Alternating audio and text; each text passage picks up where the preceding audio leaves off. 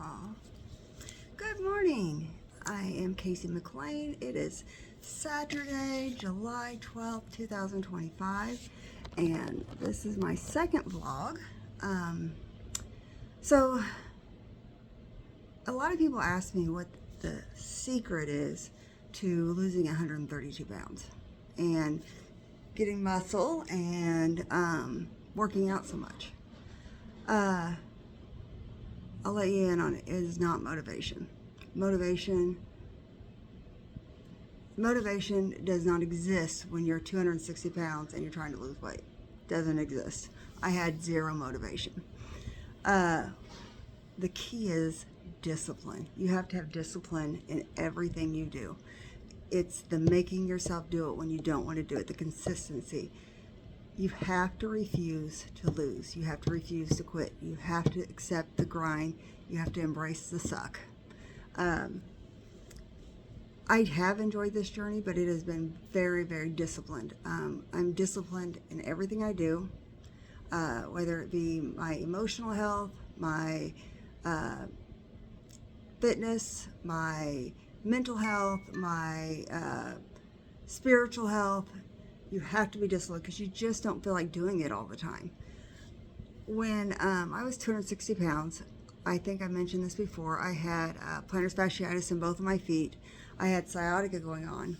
I could barely get out of bed. Whenever I woke up in the morning, I would stretch my feet for 30 minutes before I could even walk on them. If I got 1,000 steps in a day, I was doing good. So a lot of people ask me, how did you start? Because you could hardly move. Well, at first, I didn't do anything. I kind of walked a little bit here and there, but the first couple months, I didn't do anything. And then we have a pool, and so when summer hit, I walked laps in the pool because there was no pressure on my joints. I tried to get in my 10,000 steps a day, just walking laps in the pool. And it helped a lot. It got a good jump start on my weight loss, but it was the only exercise I could do. After I lost the weight, I just walked, and that was my thing for the first year and a half. And then a friend at the time had mentioned Blush Boot Camp, and I was not for it at all. I was like, that's not my thing. I don't want to do that. I'm not a big weightlifter. Just not what I want to do. And I put it off. She probably told me about it in July or August, and I finally decided to try middle of October. Now, because of my job, I had to go to the 5 a.m. class. So I thought, there's no way I can be consistent with this. So I was like, I'll do weekends and Wednesday. That's 3 days a week. Well, I get started, and I'm like, okay, I'm going to try 5 a.m. every day. So I started doing 5 a.m. every day, Monday through Friday. And then I would get ready there and go on to work. And then sometimes I would walk once I got to work, but that was pretty much my fitness. Now, my eating had slid back. My husband was in the hospital. Long story short, we thought he had cancer, and he was in the hospital, so I had to freeze my account for 3 months.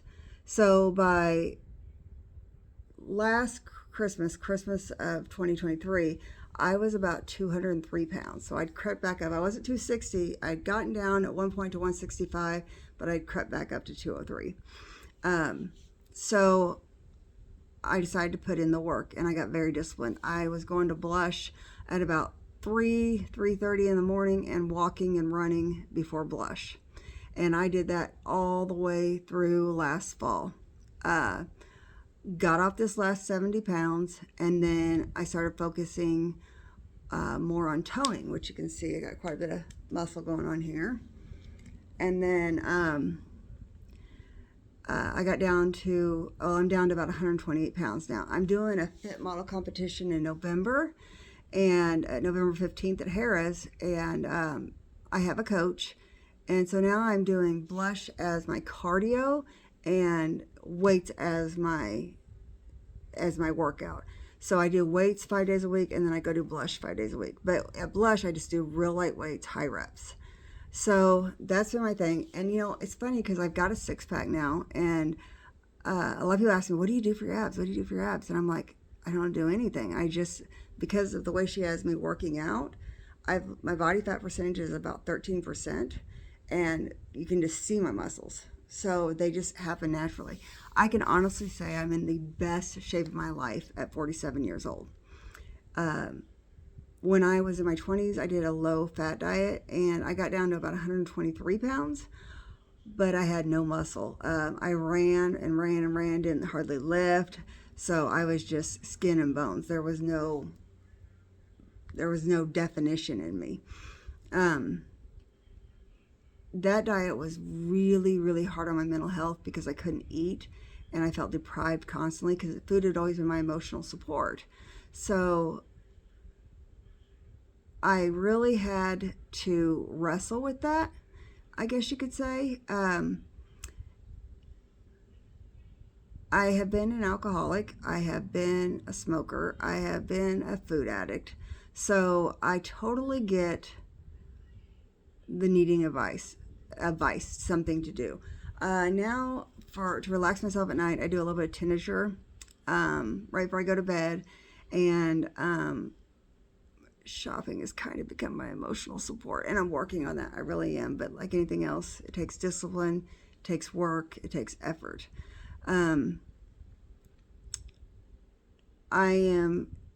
My biggest hurdle right now is I have ADHD, and it's very hard for me to focus on one thing and not be overwhelmed, and my house is out of control.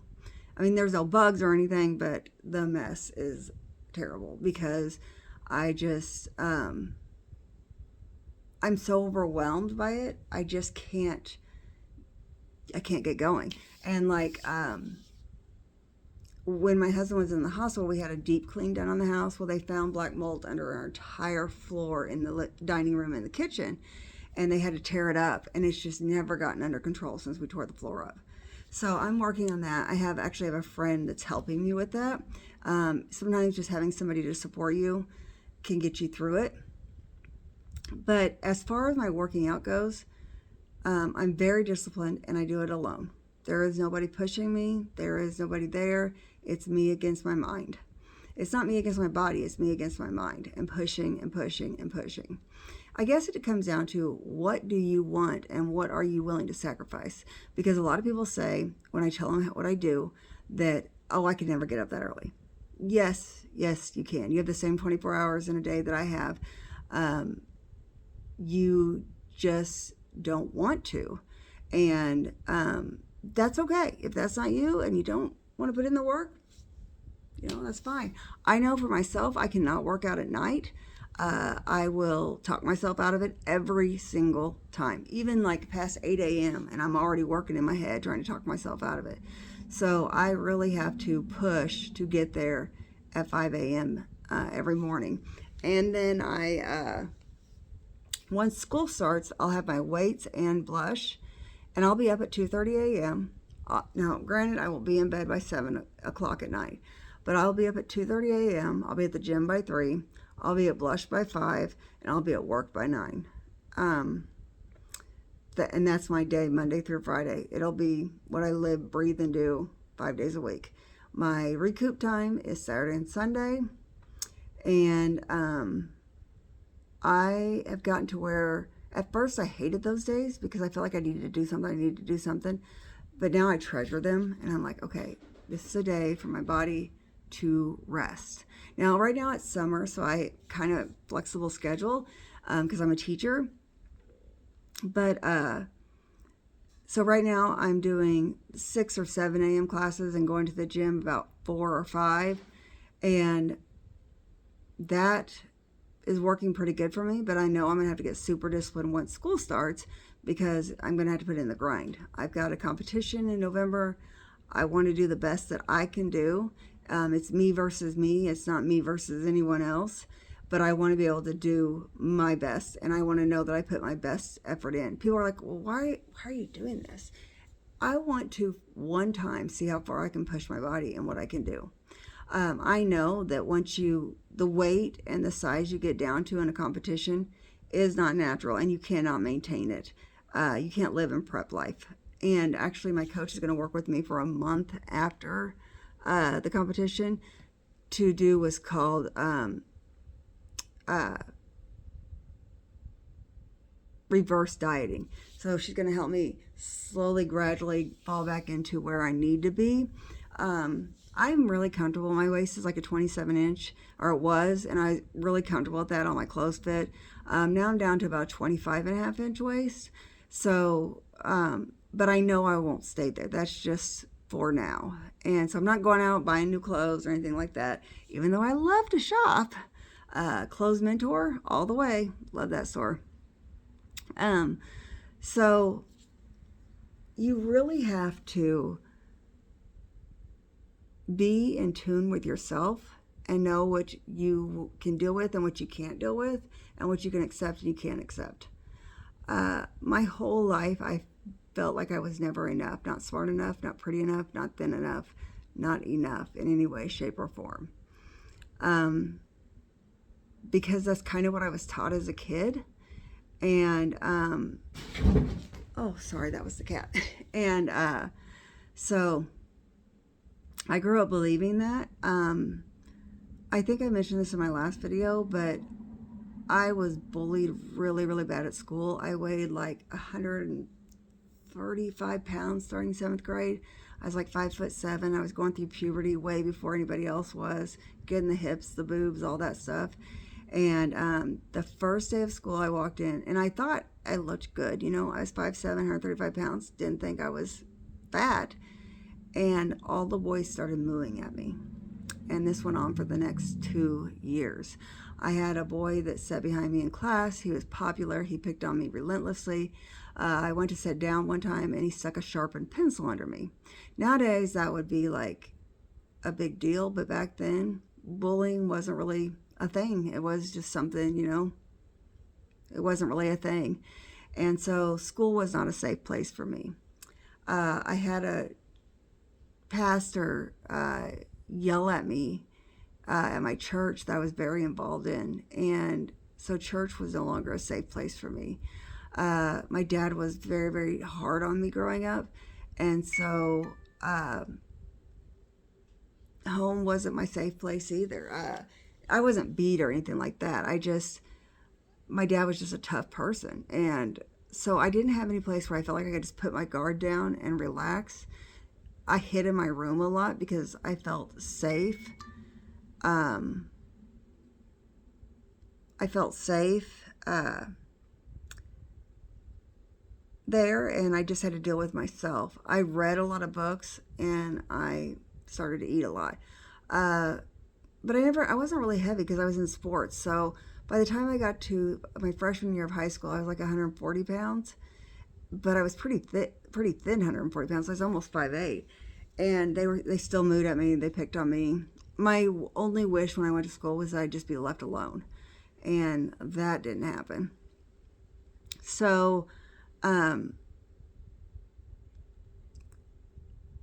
my sophomore year in high school, I told my parents I'd rather be dead than go to school there anymore.